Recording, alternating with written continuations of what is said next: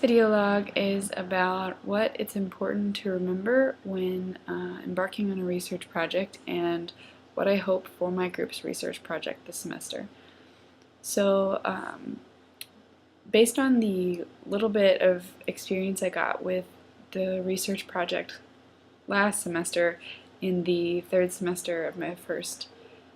3-semester long PDF creative inquiry, I think that it's really important to remember the long term. So I think that one thing that we struggled with was being really specific, and we also really didn't have any sort of vision as to how this all would work. But after having a little bit more experience, I see that it's really important to remember your ability and your limits. So knowing we only had 3 or 4 people to do interviews and then having to lose people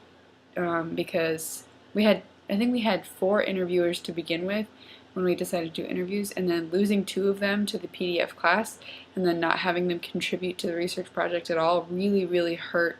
our research study. So like, one thing is planning for things that you don't that you have no idea that you wouldn't expect. So like planning for having 2 interviewers drop out the last second. And also just like knowing your limitations from the get-go and basing your study around that, because although it's still like deciding the research question and the and like the very preliminary things that we pick for our research project is so exciting, and we think of so many things that we want to know and that we want to study, and it just feels like it's all so easy, and then actually doing the study makes you realize how difficult even answering one of those questions is going to be. So I think it's really helpful that I've had just that little taste of what it is like to do a research project of this type and of this capacity, because then it helps me think ahead to the future and be really intentional about being specific with the research question and making sure that all of the questions fit together in a way that's feasible to actually study,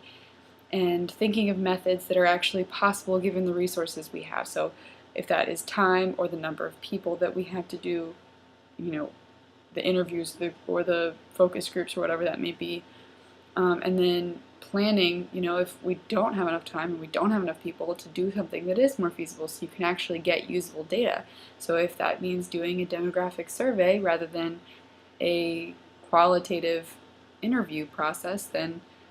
either way, you're going to get data and you're going to get answers to some of your questions. So I think that that's an important thing to remember when embarking on a research project. And I hope that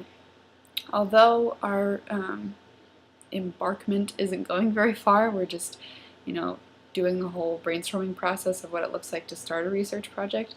I think that it's a really good practice, and it's a good exercise for us to just sort of see what it looks like. And I also would love to hear more about Lisa's process and her research after we've had this taste of what it's like to go through all the brainstorming and the processing and the narrowing down and all of that for our research project. I would love to know what her process has been like, since it's so much bigger than ours, so much more large scale than our projects are. But I hope that we get a really solid outline together for what our research project could jump off of, and I hope that I'm a little nervous about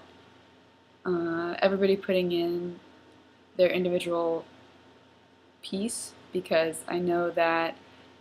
when Julie found out the new guidelines for this assignment, she was very upset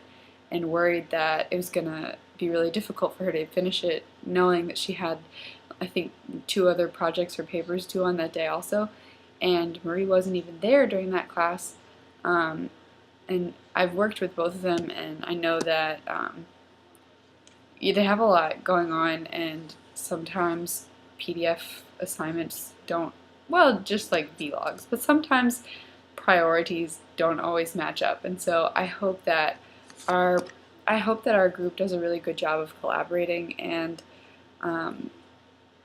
putting in an equal amount of effort, because sometimes I volunteer for things just because I know that I can get it done when other people can't. But I really love hearing other people's perspectives, and I really love seeing how other people do their work, because then I can refine the way I do things, and I can change, and my perspectives can be changed or challenged. And I really like just observing other people and seeing the differences of how they work. So I hope that I learned something from this research project. I hope that we come up with some really great ideas that maybe we or others could study at some point. And I hope that for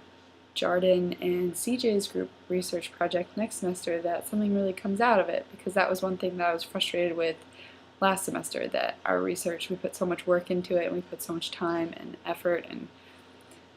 all that confusion and struggle, all to find out that our research wasn't big enough to even matter. It felt like it just was very frustrating and very unfulfilling. And so I hope that although our group is so small, we could actually accomplish something that is worthwhile, I guess, or accomplish something that is big enough to make some kind of difference. So this is the end of video log 4.